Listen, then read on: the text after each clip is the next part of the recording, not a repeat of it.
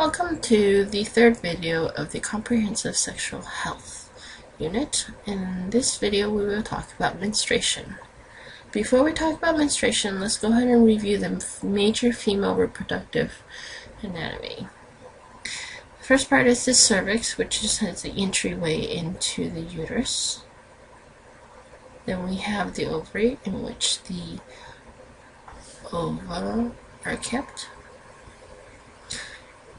Once the ovum is released, it goes through the fallopian tube. It is also called the oviduct. Then it will travel into the uterus, where it will hopefully be fertilized and implant itself into the endometrium. The vagina is the pathway in which the sperm can enter. That is it. Oh, and the endometrium is the lining inside of the uterus.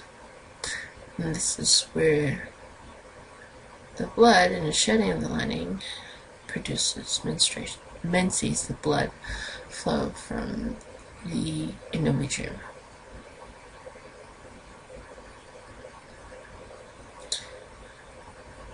The objective today is that students will be able to understand the 5 phases of the menstrual cycle and the 4 main hormones that control it. Here we have the modern view of the menstrual cycle. Menstruation is when the uterus sheds the endometrium in the absence of a fertilized egg. So if the egg does not get fertilized, menstruation occurs. It's basically either you're pregnant or you're menstruating. Menstruation starts for girls usually between the age of 11 to 14. But sometimes some girls start as young as 9 years old. And for women, later on, menstruation will cease around 39 to 51 years old. Menstruation usually occurs once a month for the average of 45 days. That length of period, and it's usually around 28-day cycle. Usually menstruation is pretty consistent for women. However, there's a lot of change if a woman is around the teenage years or around the 40s. Now, all this information is not exact. It is the average because everybody has a different menstruation cycle. Hormones control the menstrual cycle. Estrogen is released by the ovaries, and it will stimulate the lining of the uterus. The endometrium will start to thicken. So here we have a good portrayal of a graph that tells the cycle of the endometrium here on the bottom, tapering off and then thickening again. Now the thickening period is where the egg fertilized egg is a good place for it to deposit itself. The progesterone is released by the corpus luteum. It will assist the estrogen in thickening the lining to prepare for pregnancy. The follicle-stimulating hormone, hey, it does what it says. It is a hormone released by the pituitary gland in the brain, and it stimulates the growth of a follicle, that is the release of a follicle, which is an immature egg. So egg maturation and release. So it will show you here an ovary. It has to mature itself and then pop off as a follicle. Later on, if that follicle can turn into a corpus luteum. The luteinizing hormone, LH for short, is released by the pituitary gland as well. And it actually, high levels of the LH will release a mature egg from the ovaries. So again, there are 4 hormones that control the menstrual cycle. There are 5 stages to the menstrual cycle, quickly shown in this picture here. Day 1 through 7 is menses, that's blood flow. It starts due to the low levels of progesterone and estrogen, and that will have the uterine lining thin out, and that's how when it thins out, that's how it loses the blood. When this happens slowly, the LH level will start to increase. until later on day 14. So let's go ahead and look at this one here. On day 1, low levels of progesterone. So let's look at progesterone here. It is at a low, with estradiol, which is another name for estrogen. So when those levels are low, the endometrium will start to break down. When it starts to break down, it will release blood, which will become your menstruation.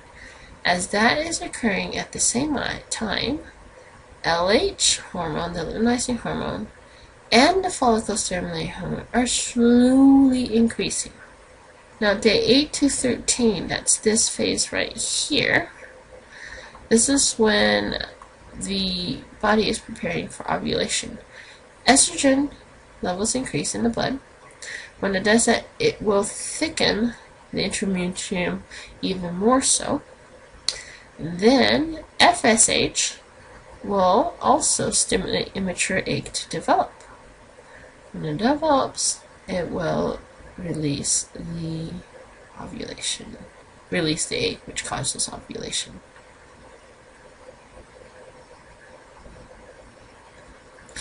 Day 14, when LH is at its highest, that is when the egg is released. And after that, between the days of 14 to 17, which is not indicated here, but there's a small window in which the woman is fertile after ovulation. LH levels hits the highest and stimulates the release of mature egg, or you can call ovum. The ovum enters the fallopian tubes and travels to the uterus, and that usually happens within a few hours. Once it's in the uterus area, it will be there for a few days being fertile, waiting to be fertilized by a sperm. Now on days 18 to 25, that is when the endometrium is preparing for implantation. The follicle becomes a corpus luteum, a follicle becomes that, and the corpus luteum will release progesterone. And the progesterone, along with the estradiol, will help develop the endometrium even more so. And if you notice here, the endometrium will continue increasing in thickness.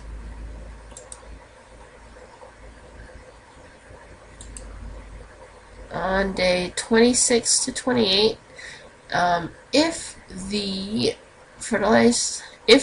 egg is not fertilized, the endometrium will break down, and then if you can tell, if it's not organized, it will become a corpus albicans, and the endometrium will lose its thickness, and as it's losing thickness, this is where menstruation happens. And also during that time, the hormones are at its all-time low. Also, an interesting fact in this graph is the body temperature. You can see here that body temperature peaks on the day of ovulation, and it stays high until it is no longer fertile. And then the temperature will taper off and go back to 36 degrees Celsius.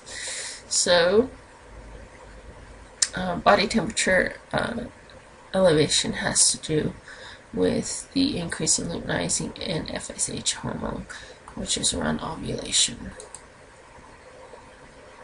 And that is menstruation.